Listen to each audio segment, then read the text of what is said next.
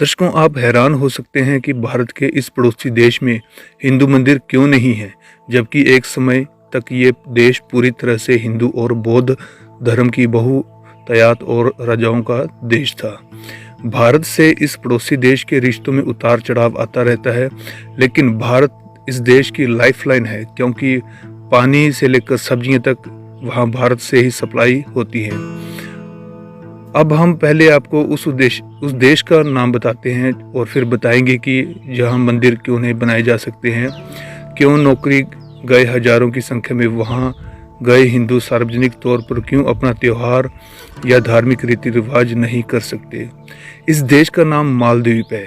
जी हाँ, मालदीव एक ऐसा देश है जहाँ संविधान के अनुसार सभी नागरिकों का मुस्लिम होना अनिवार्य है।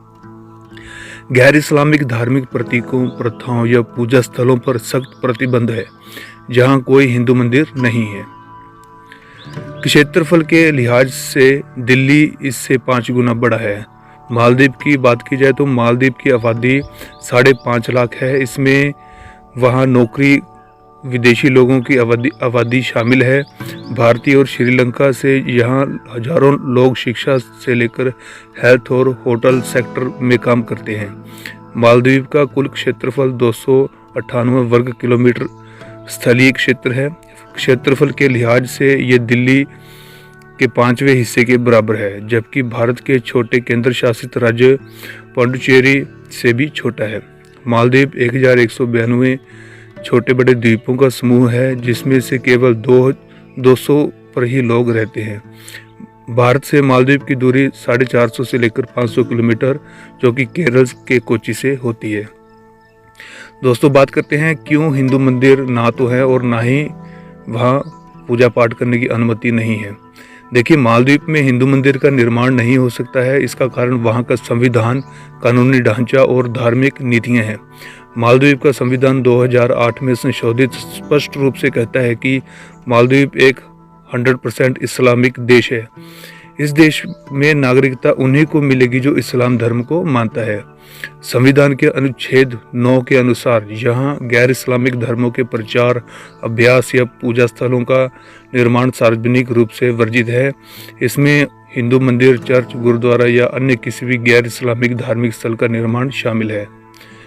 सार्वजनिक पूजा पाठ, धार्मिक कार्यों की अनुमति नहीं है। यहाँ के संविधान में संशोधन करके सुनिश्चित कर दिया गया कि देश में मस्जिदों को छोड़कर किसी अन्य धर्म के पूजा स्थल की अनुमति नहीं दी जाएगी। इस देश में रहने वाले हिंदू पब्लिक प्लेस या खुली जगहों पर तो पूजा अर्चना या धार्मिक क्रियाकलाप, रीति रिवाज नहीं कर सकते। यहाँ 1500 से 200 हिंदू अस्थायी तौर पर रहते हैं, जो नौकरी के सिलसिले में वहाँ पर रहते हैं। मालदीव में मूर्ति पूजा या सामूहिक धार्मिक समारोह आयोजित करना असंभव है। हिंदू प्रवासी अपने आवास में बहुत ही गोपनीय और सीमित तरीके से पूजा करते हैं। मालदीव में पूजा के लिए सामग्री आसानी से उपलब्ध नहीं होती है। हवाई अड्डे पर सख्त जांच के कारण उन्हें छिपाकर लाना पड़ता है, क्योंकि धार्मिक प्रतीकों को लाना प्रतिबंधित है। अगर इसका पता लग जाए तो जुर्माना, जेल और निर्वासन का खतरा रहता है। इसलिए मालदीव में रहने वाले हिंदू प्रवासी अपनी पूजा को लेकर गोपनीय रखते हैं और स्थानीय लोगों या अधिकारियों के सामने इसे जाहिर नहीं करते। उदाहरण के लिए, अगर कोई हिंदू कर्मचारी अपने कमरे में पूजा करता है और यह बात स्थानीय मकान मालिक या सहकर्मी को पता चलती है, तो उसे परेशानी हो सकती है। गैर धर्म वालों को नागरिकता नहीं है।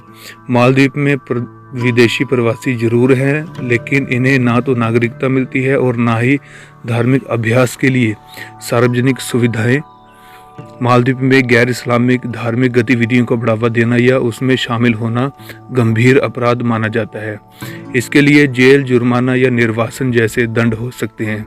इसलिए कोई भी संगठन या व्यक्ति किसी प्रकार का प्रयास करने का जोखिम नहीं उठाता है। मालदीव एक लोकप्रिय पर्यटन स्थल है। वहाँ आने वाले पर्यटकों में हिंदू भी शामिल हैं। पर्यटकों के लिए धार्मिक प्रतीकों या पूजा सामग्री को देश में लाने पर सख्त प्रतिबंध है। दोस्तों, एक ज़माने में ये हिंदू और बौद्ध देश था। एक ज़माने में मालदीव पर हिंदू और बौद्ध का प्रभाव था। राजा और प्रजा दोनों ही इस धर्म को मानते थे। मालदीव में 12वीं सदी तक हिंदू और बौद्ध धर्म का प्रभाव था।